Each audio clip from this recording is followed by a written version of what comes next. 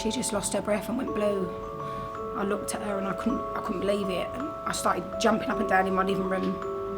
I was really shocked. And then I just give her some rescue breaths and brought her back. But yeah, it was really scary, nearly lost her.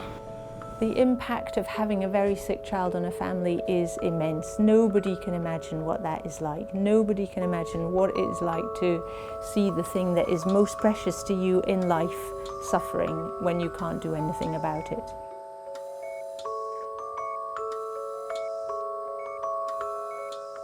We treat every child individually.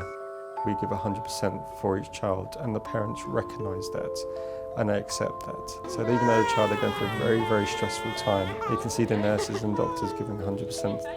Amelia came in with a pneumonia in her chest, ventilated, sedated. It's quite a tough time, and slowly but surely we've got her back. Just the care has been absolutely amazing here. Absolutely amazing. The nurses are just so caring, loving, but I can't even explain in words. All of our consultants are so approachable, there's no hierarchy, we're all friends. They will listen to you. The nurse is by that bedside for 12 hours and she's the one who is keeping an eye on that baby. Because we've been here for so long, and obviously we haven't left her side unless we've been kicked out. You just see the way that the people work. It's just, they're so professional, and the layers of expertise that you have and the resources that you have on your doorstep here are just amazing.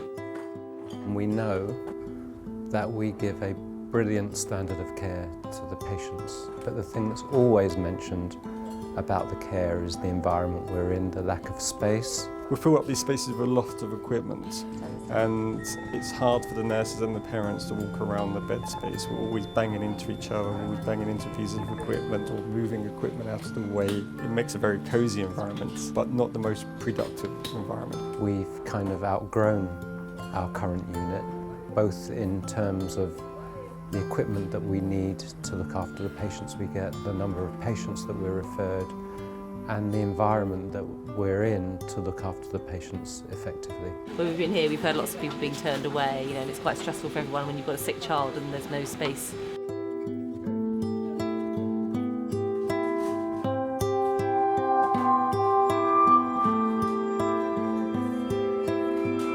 The new unit that we want to build is that we will go from having usually 8 beds to actually 15 beds. Demand outstrips supply, and we know that this intensive care unit needs additional beds, and that translates into lives saved. Simple as that. There's very little privacy for the families. The facilities for parents when they're trying to have a cup of coffee and just get away from the bedside for a minute are very, very poor.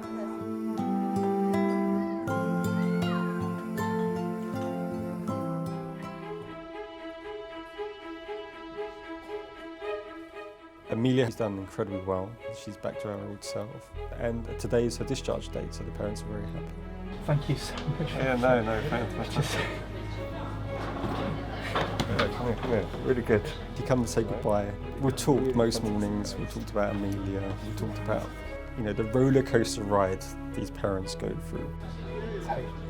Thank everybody for me.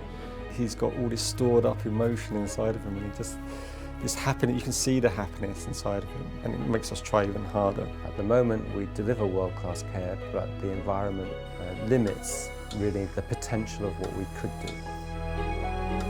So in partnership with the charity, in partnership with the NHS, we can make an incredibly fantastic unit that will go on saving the lives of thousands of children. Come on, we can all chip in. Ain't gonna hurt, is it? For our babies, definitely, chip in.